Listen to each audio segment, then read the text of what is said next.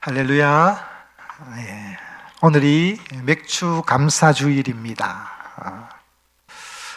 우리 노초미 어머니가 교회에 들어오시면서 저게 뭐예요? 이렇게 사모한테 묻는 것을 제가 들은 적이 있습니다. 예수 믿기 시작한 지 얼마 안 되신 분들은 맥주 감사절이 도대체 뭐냐? 도대체 저게 뭐지? 이렇게 의문을 품을 수가 있습니다.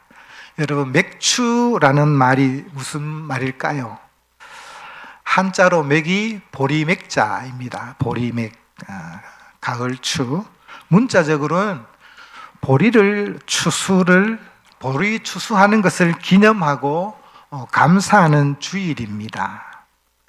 오늘 본문 16절 말씀이죠. 맥추절을 지키라, 이렇게 기록되어 있습니다. 근데 원어를 보면요, 보리만을 의미하지 않습니다.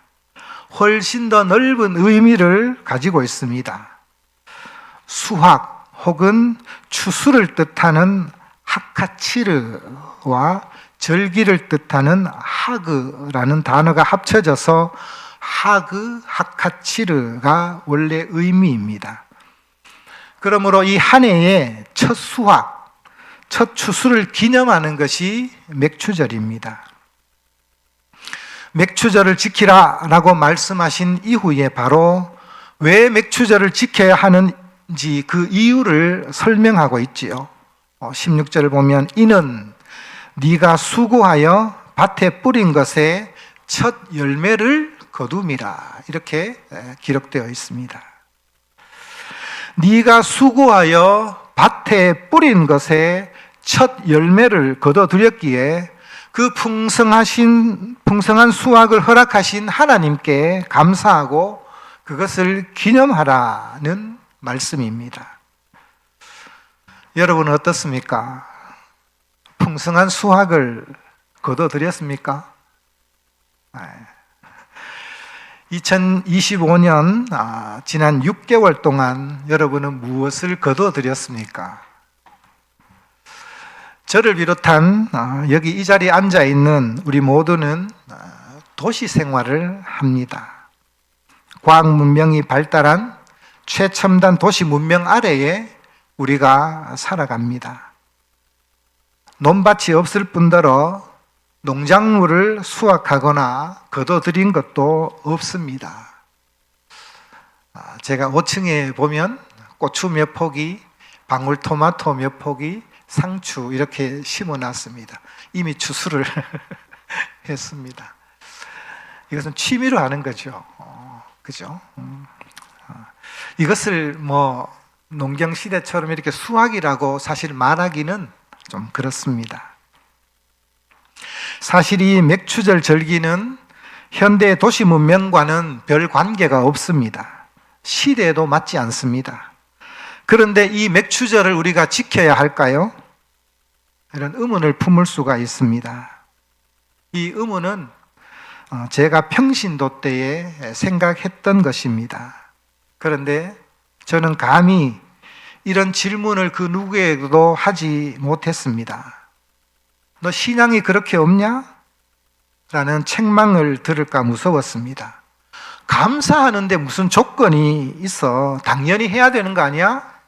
이렇게 우리는 받아들였습니다. 여러분, 사실 기독교 신앙은 구약의 제사제도나 의식법은 전부 폐기되었습니다. 레위기에서 맨 처음 다루고 있는 5대 제사가 있죠. 번제, 소제, 속죄제, 속건제, 화목제. 지금은 우리가 드리지 않습니다. 정통 유대인들, 이스라엘에 살고 있는 정통 유대인들도 피제사를 드리지 않습니다. 우리는 지금 할례도 행하지 않고요, 음식도 율법에 기록된 대로 가리지 않습니다. 만약에 음식을 이렇게 가려서 먹으면 우리는 삼겹살도 먹지 못하고요, 추어탕도 먹을 수가 없습니다. 위대한 복음 전도자이자 목회자요 신학자인 사도 바울 역시 율법에 명령하고 있는 이런 의식법과 절기는 이제 더 이상 지킬 필요가 없다라고 분명하게 밝히고 있습니다. 성경 한번 볼까요? 갈라디아서 4장 9절에서 11절 말씀입니다. 앞에 모니터에 있습니다. 찾지 마시고요. 자, 우리 3절 말씀 우리 같이 한번 읽어봅시다. 시작. 이제는 너희가 하나님을 알 뿐 아니라 더욱이 하나님이 아신 바 되었거늘 어찌하여 다시 약하고 천박한 초등학문으로 돌아가서 다시 그들에게 종노릇하려 하느냐. 너희가 날과 달과 절기와 해를 삼가 지키니 내가 너희를 위하여 수고한 것이 헛될까 두려워하노라. 사도 바울은 구약에서 명령하고 있는 날과 달과 절기와 해를 그죠? 지키는 것을 뭐로 표현합니까? 천박한 초등학문이다 이렇게 표현을 합니다. 복음 안에서 자유를 누리지 못하고 율법의 종노릇한 것이다 이렇게 말씀을 합니다. 성경 한 번 더 찾아볼까요? 골로새서 2장 16절 17절입니다. 자, 앞에 있습니다. 같이 한번 읽어봅시다. 시작. 그러므로 먹고 마시는 것과 절기나 초하루나 안식일을 이유로 누구든지 너희를 비판하지 못하게 하라. 이것들은 장래일의 그림자이나 몸은 그리스도의 것이니라.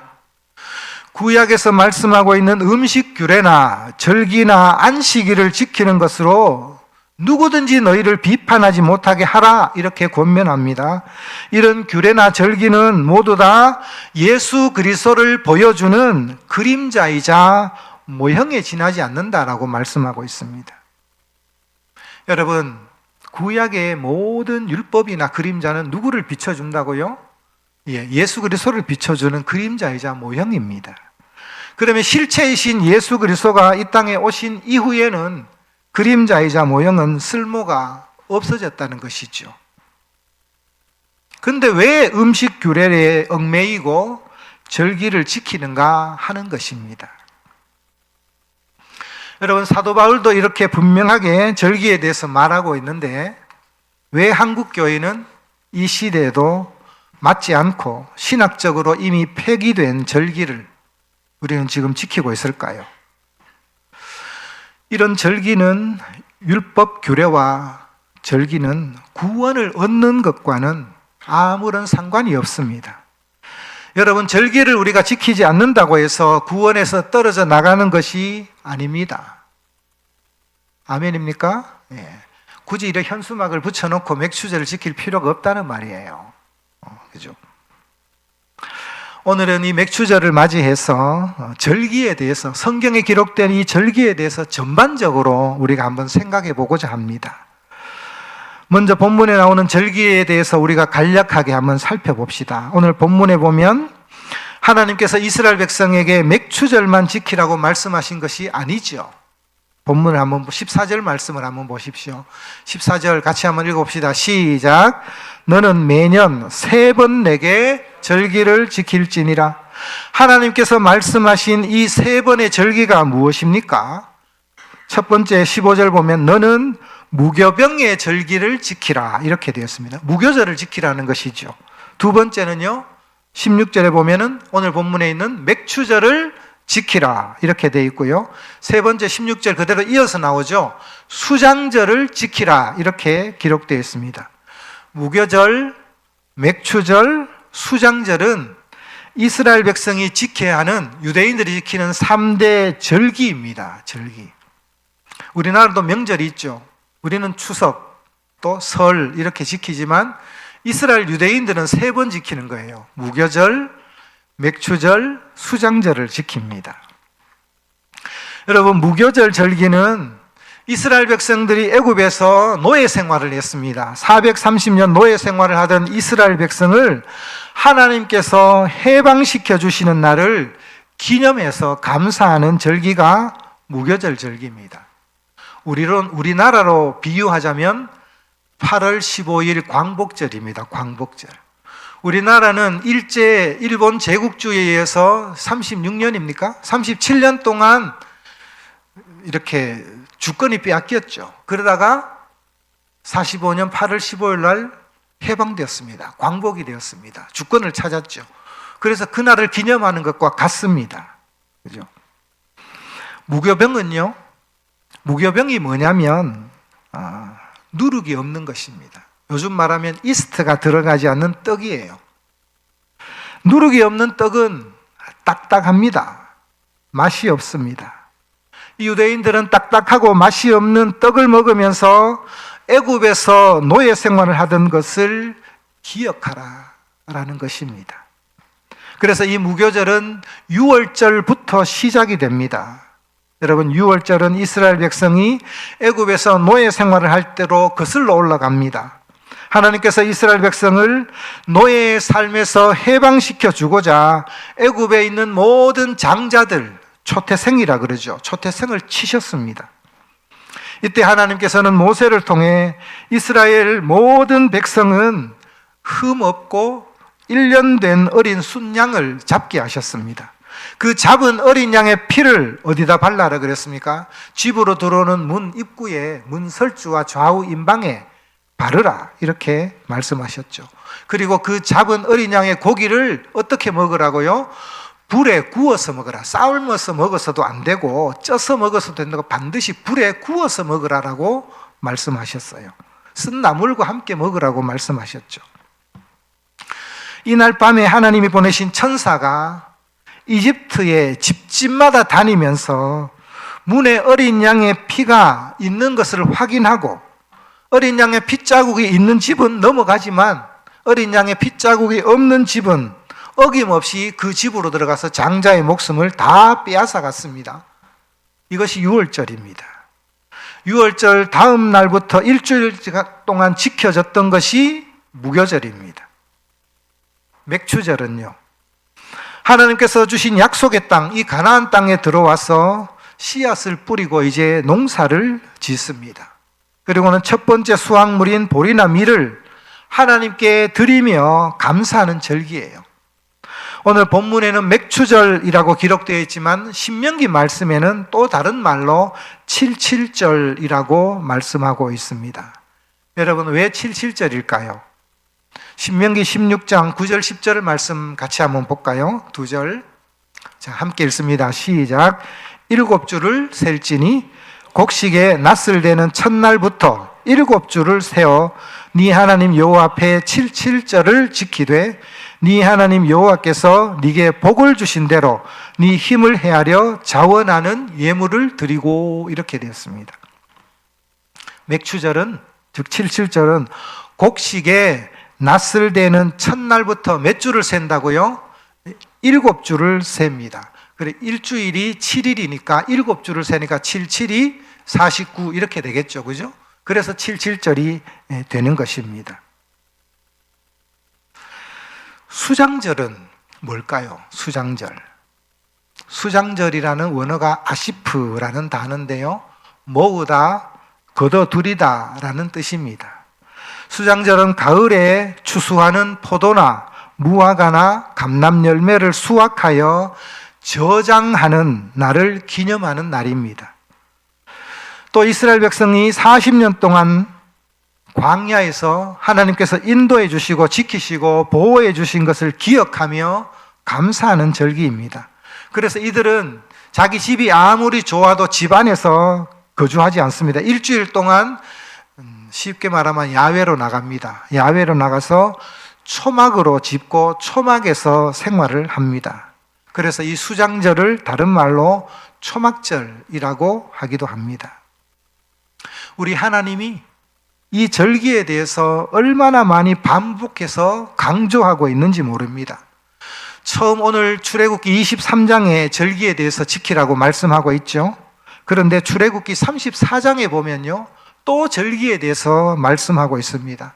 레위기 23장에서도 말씀하고 있고 민수기 10장에서도 말씀하고 있고 신명기 16장에서도 계속해서 이 절기를 지키라 이렇게 말씀합니다. 더군다나 레위기 23장에는 이 세 가지 절기를 대대로 지킬 영원한 규례다 이렇게 말씀하고 있습니다. 레위기 23장 21절을 한번 볼까요? 자, 어떻게 기록되어 있는지 같이 읽어봅시다. 시작.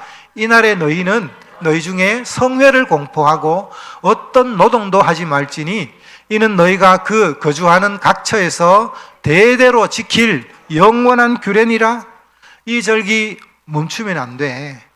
너희 대대로, 너희뿐만 아니라 너희 자손 대대로 영원히 지켜야 될 규례다.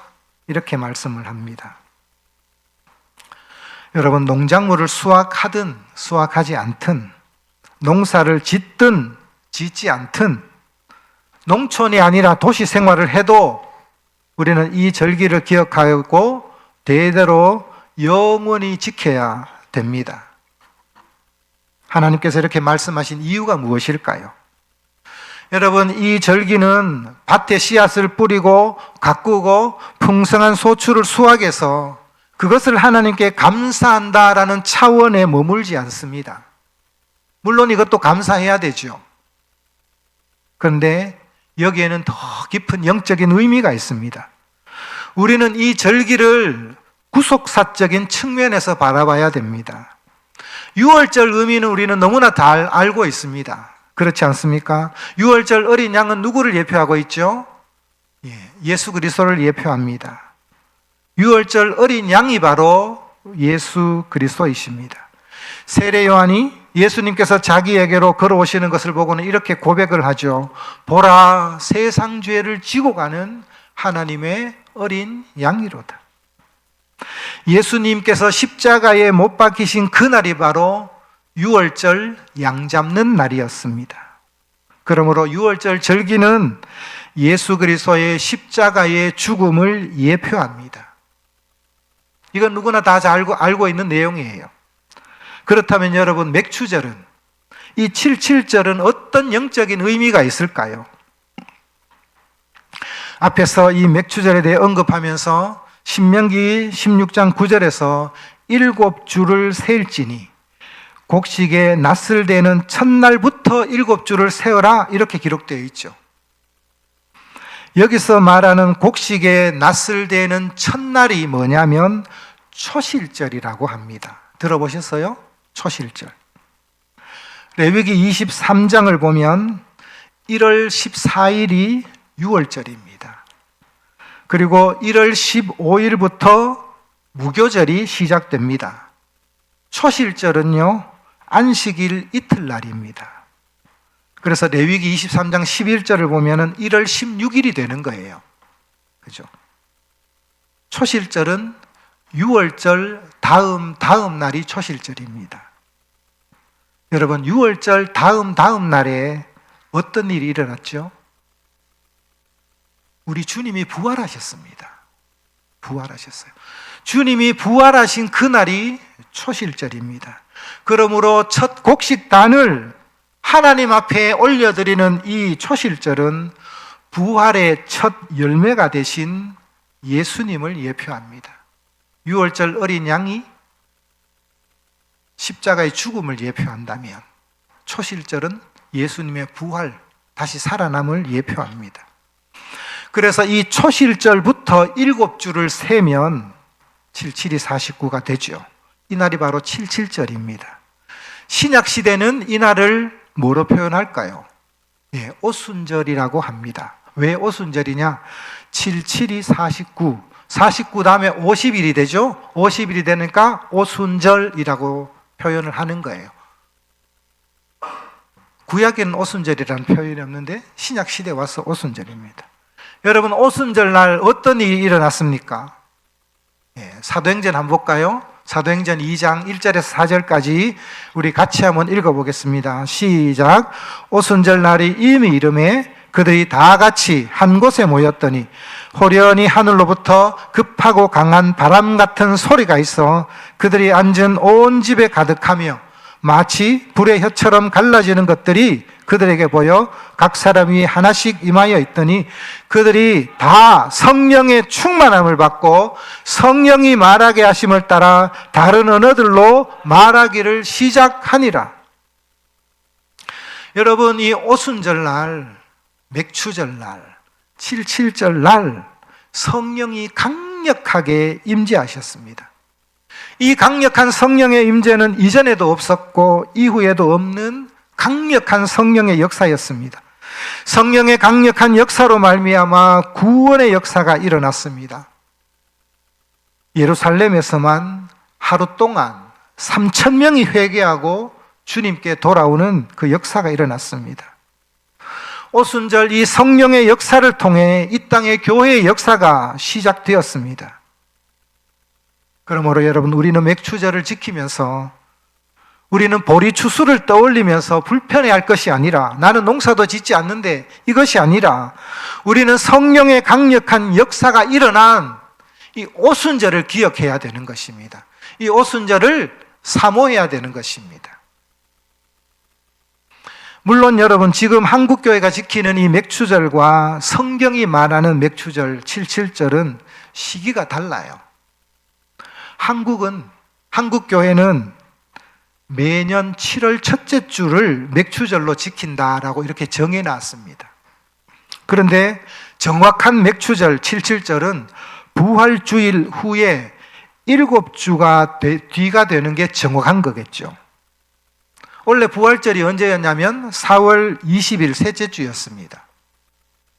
그러면 7주 후면은 언제냐면 6월 첫째 주가 됩니다. 6월 8일이 되는 거예요. 앞으로는 부활주일 이후에 7주를 정확하게 세워서 그날을 오순절이나 맥추절로 지키면 좋겠다 하는 생각이 들었습니다.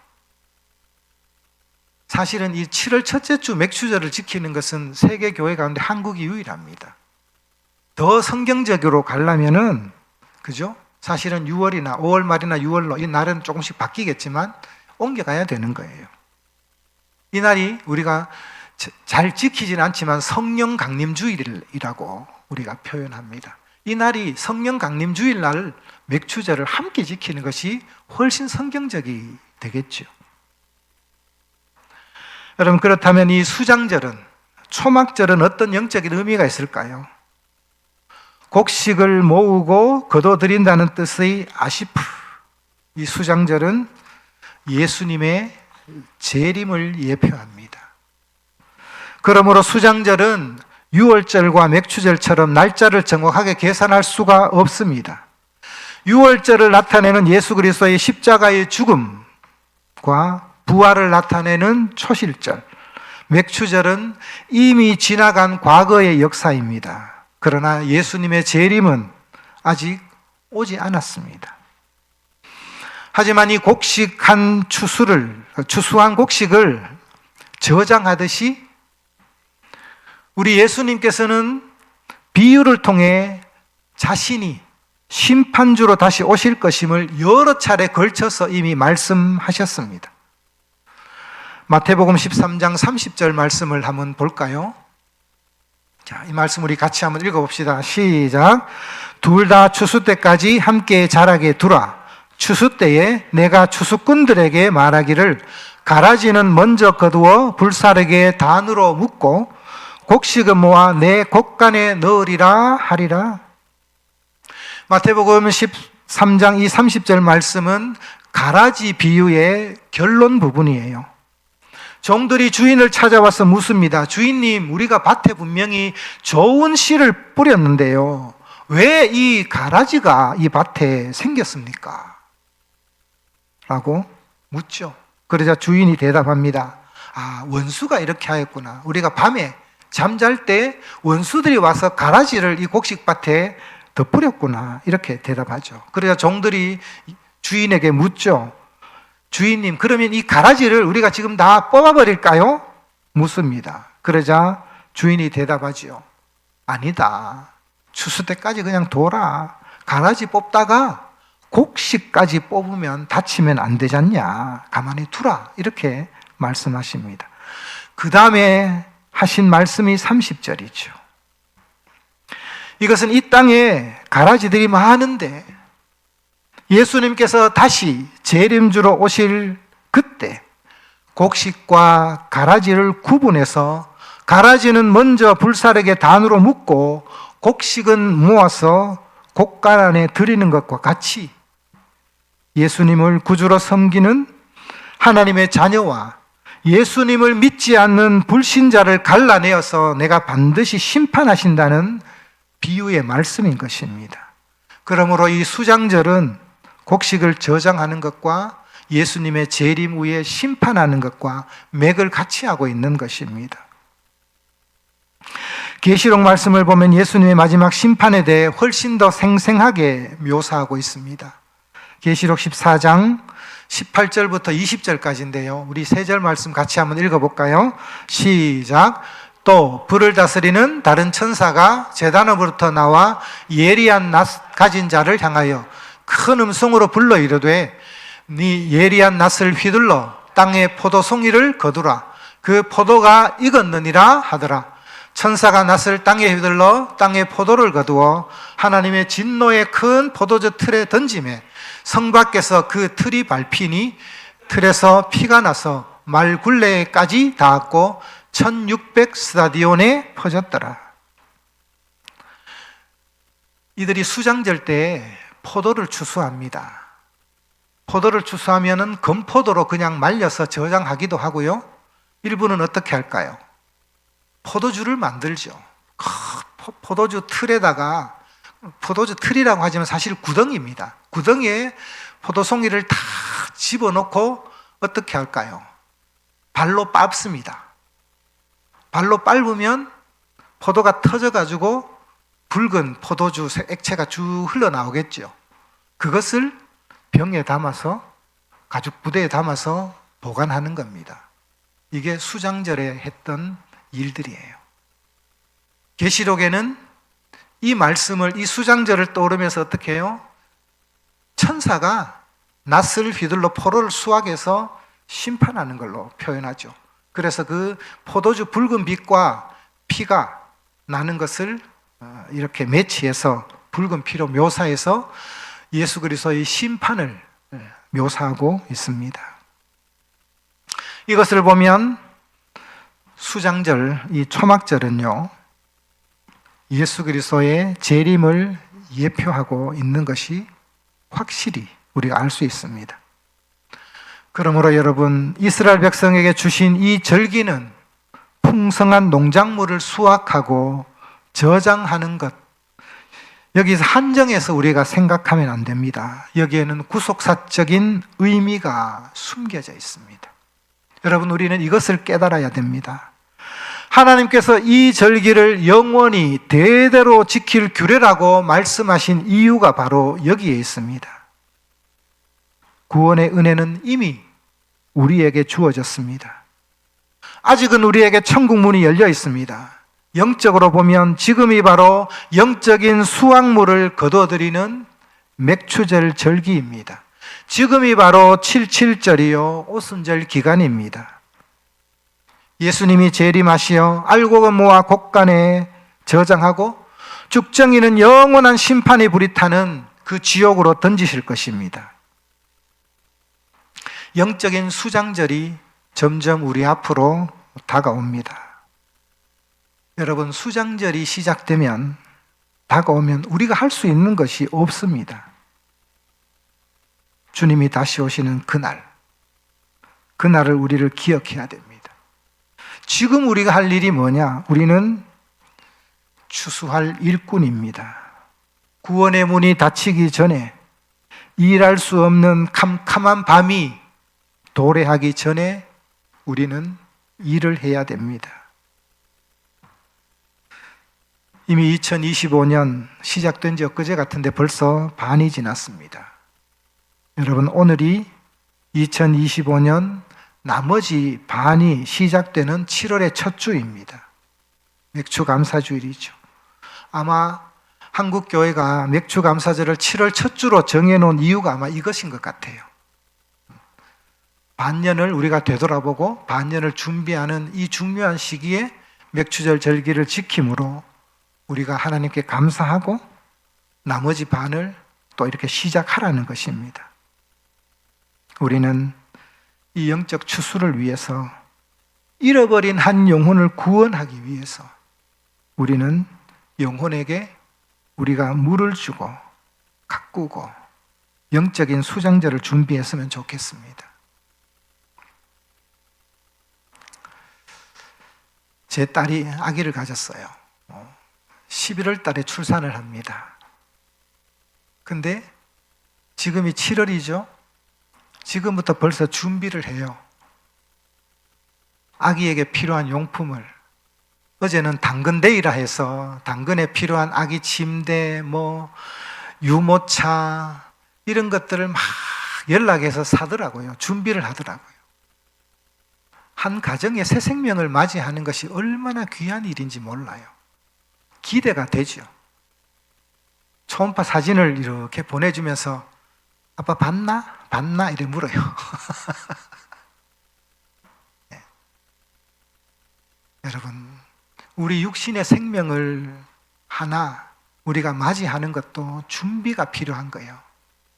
5개월, 6개월, 1년 전부터 준비합니다.